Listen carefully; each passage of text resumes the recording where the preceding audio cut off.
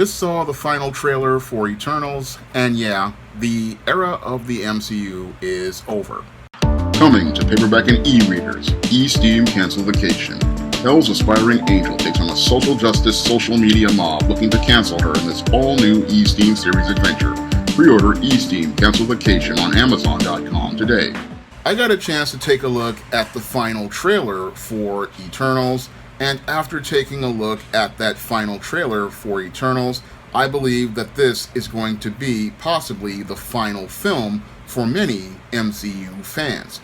And the reason why I believe this is going to be the final film for many MCU fans is because your Eternals really does not answer a critical question every screenwriter and producer have to answer when they try to sell a movie to the audience. And that critical question a screenwriter like myself and a producer would have to answer is, why should we care?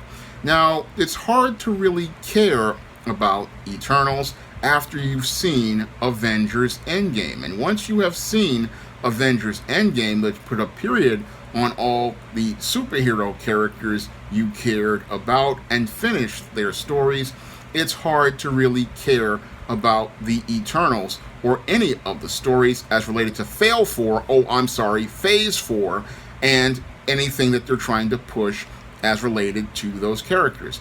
Now, according to the final trailer, which is trying to desperately connect the Eternals to the MCU, after Tony Stark did the final snap, which restored the universe and brought half the people who were dead back to life, it set off a series of cosmic events which mean that the Eternals have to get involved.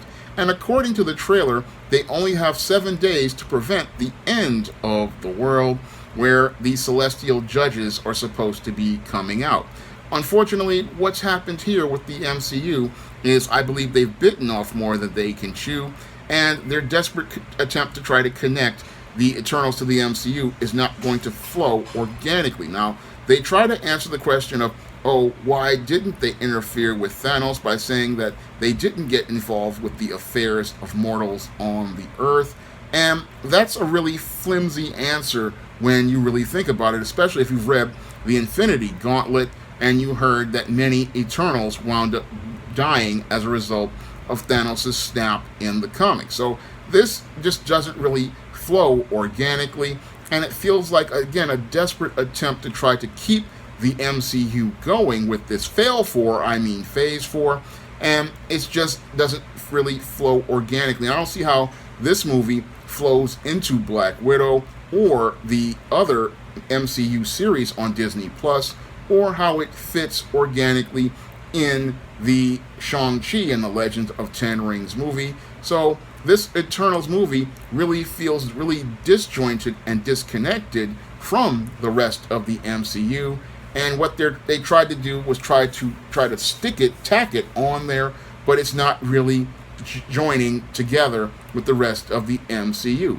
And that's one of the big problems with this movie is, again, these characters are so far away from the action with the other MCU movies that it's just hard for you to get care about these characters. And these characters come across as so pretentious and so elitist that you really don't want to relate to them. I mean, they really remind me so much of the previous failed MCU series, The Inhumans, and that series really soured me because these elitist type characters who want to try to talk down and condescend to people and act really stuck up, they are a complete diametric opposition to Thor, who is down here with the people, and you can relate to him as a god. But these Eternals, they feel really, again, arrogant, stuck up, condescending, and they're trying to humanize these characters with this trailer, but it just doesn't really work. And what I see in this film are big sprawling visuals meant to overcompensate for an extremely weak story and the same formulaic, predictable MCU elements that have really gotten stale. Now, when I was looking at this trailer, I saw many of the same old, tired story elements of MCU movies of the past, excessive use of humor, and excessive special effects that just feel kind of standard and cut and pasted in. I mean, this film does not have that energy of old MCU films like Iron Man, which felt special and distinct, or movies like your Captain America the First Avenger, which had a heart to it. This film just feels manufactured and by the numbers, and it just doesn't have anything unique or absolutely special about it to make you get excited about it, because as I was watching that trailer, I just felt so indifferent to the Eternals, and I didn't really see anything really special about them. And that could possibly be due to the weakness of the source material. The Eternals were a group of characters made by Jack Kirby that were practically on his shelf, similar to characters I have on my shelf, like a Benjamin Garrett or other characters like that. Just characters you have floating around and concepts you have floating around because you just want to fill out your contract and be able to make some money. Now, King Kirby, Jack, made the best characters in New Gods, and your Eternals, really, they come across as not even knocked off New Gods, they come off across as dollar store New Gods, straight out of the 99-cent store with a little plastic accessory. I mean, it just isn't impressive at all. And the CGI in this film isn't impressive. There isn't much anything special here that can really get you super excited about this movie. And because these are not major characters like Captain America, Iron Man, Thor, the Hulk, and Spider-Man, you really don't have much reason to go out here and go and plunk down $15 to go see this movie. So when I looked at this trailer, I really was not impressed with this final trailer. And if this is the final product going in, it's not going to be something that's going to be a hit with viewers. And I believe that Marvel Studios, with Eternals, if Shang-Chi and the Legend of the Ten Rings does not fail at the box office before it, will have possibly its second or third flop. I mean, I heard Black Widow was the first possible box office failure, and Shang-Chi might be the second one, and this one is definitely going to be either the second or the third flop at the box office.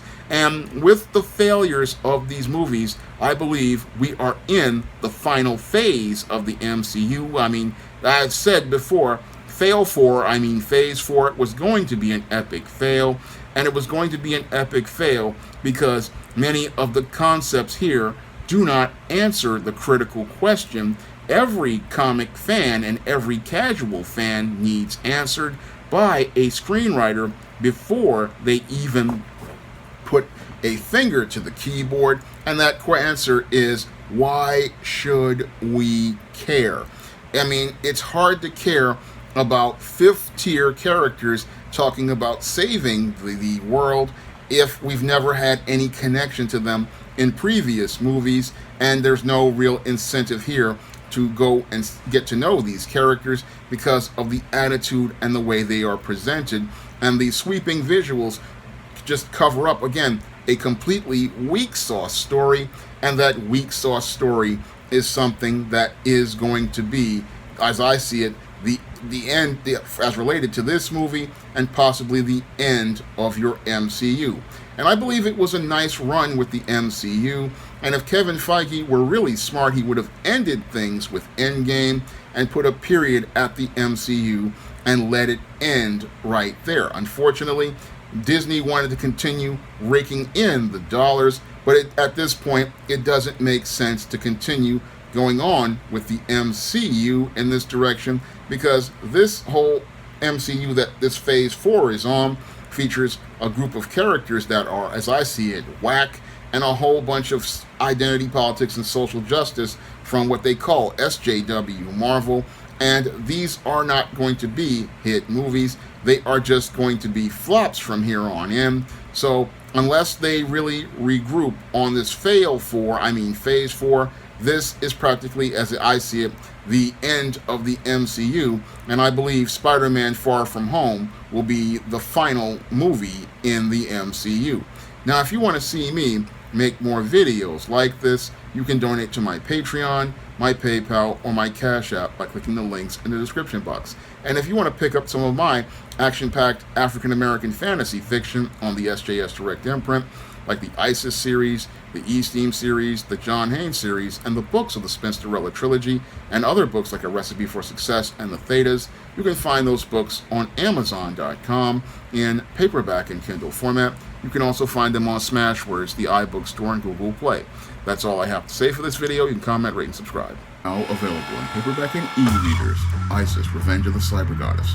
The goddess next door takes on the threat of a deadly digital diva driven to destroy the world in this action-packed, all-new ISIS series adventure. Get ISIS, Revenge of the Cyber Goddess featuring a bonus pin-up and the other 2 books in the Cyber Goddess saga at online bookstores everywhere today.